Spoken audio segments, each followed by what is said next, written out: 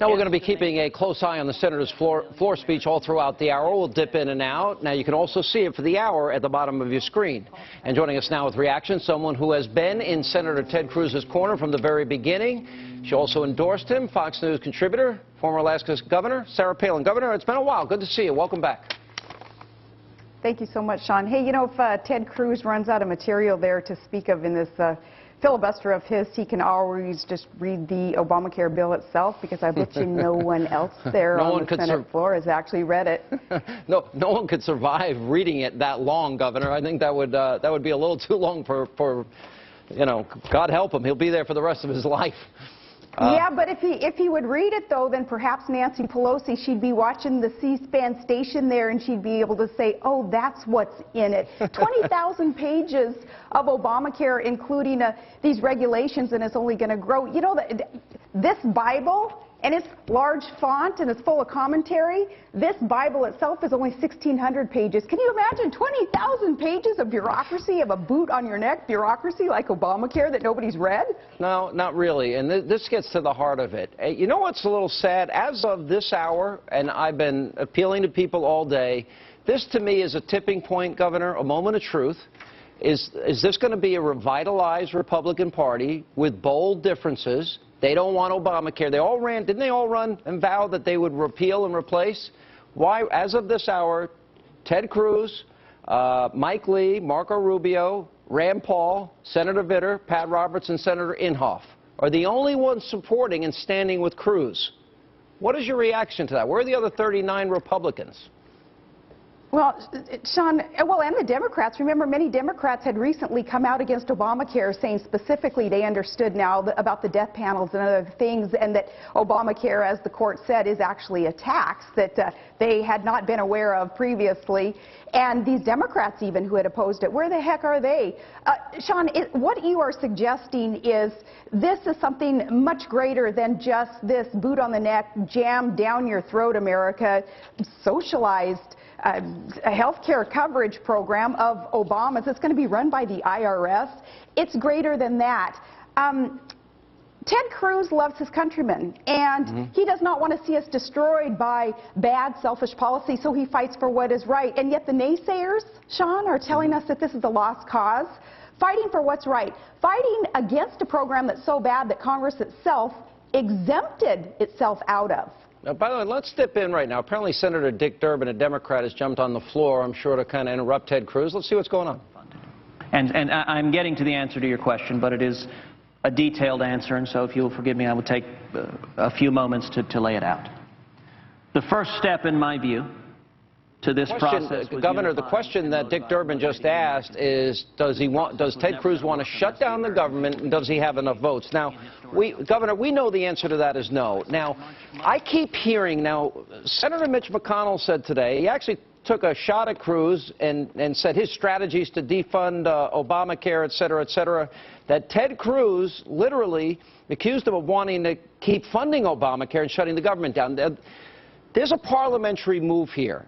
If the Republicans vote for cloture, then that allows Harry Reid to strip the defunding provision, and then it allows a simple majority to pass it. And what Ted Cruz is saying, that the real vote, the only vote that matters, that if they vote against if the Republicans vote against cloture, it will prevent Reid's amendment to strip the defunding. Gets complicated, but I support what Cruz is doing.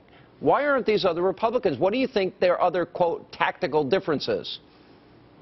Well, they're expecting that the American people will not be keeping up with the politicalese that is a part of these kind of arcane senatorial rules that they are kind of tough to follow. You know, you get kind of glassy-eyed in trying to follow what exactly is going on. But Cruz is right when he explains that a vote for cloture to cut off debate and just to take a vote on this CR and allow Senator Reid to defund or to take out the defunding mechanism that is part of the CR now. A vote for that will be a vote for Obamacare. Let me go back to those, though, who are calling this a lost cause.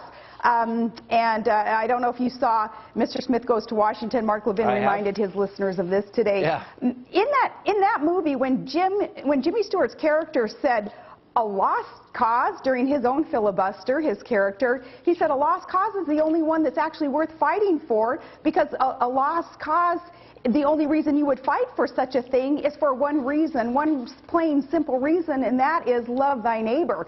And in a world today that is full of hatred, that one politician who understands that virtue, love thy neighbor, is going to fight tooth and nail until his political death, if you will, in order to do the right thing, and in that he has a great trust. So, are people going to trust that virtue, love thy neighbor, and in this case it's loving of the country so that we won't be insolvent under Obamacare, or are you going to love this deceptive program called Obamacare that they passed not knowing even what it was really entailing? You know, Governor, this reminds me a little bit. Remember when Reagan challenged the sitting president, Gerald Ford, in 1976? And a lot of Republicans were angry. He came very close in that battle against Gerald Ford. This seems to me to be a real showdown in the Republican Party between conservatives and more establishment types. And because my feeling is if every Republican in the Senate stood with Cruz, if they'd stand with him here, they could effectively stop Obama. They can fund the rest of the government like the House did, and they can stop Obamacare.